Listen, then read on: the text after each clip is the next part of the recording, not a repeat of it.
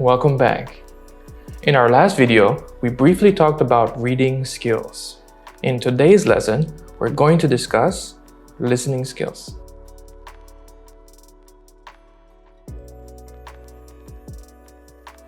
Like reading, listening is a receptive skill. It involves responding to and making sense of sounds of a language. When we listen, we're trying to understand spoken language. But spoken language is different from written language in a few ways. Spoken language disappears as soon as it's produced. Written language doesn't. Spoken language uses stress and intonation to indicate where a sentence begins and ends. Written language uses punctuation and capital letters. Body language is used to support communication in spoken language, while there is often no visual support for written language. Spoken language is not well organized. Written language is very organized. Spoken language often uses simple vocabulary and grammar. Written language, however, often uses very precise vocabulary and complex grammar.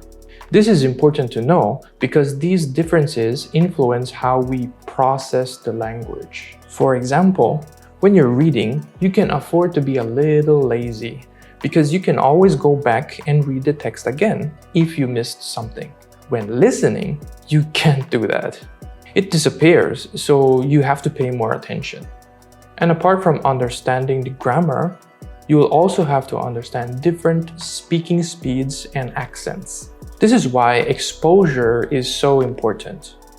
As with reading, there are several different listening sub-skills. The listening skill we use will depend on what type of text we're listening to, like conversations, stories, announcements, songs, instructions, advertisements, etc. If you're at an airport and you're listening to an announcement, you're probably listening for specific information, like departure times.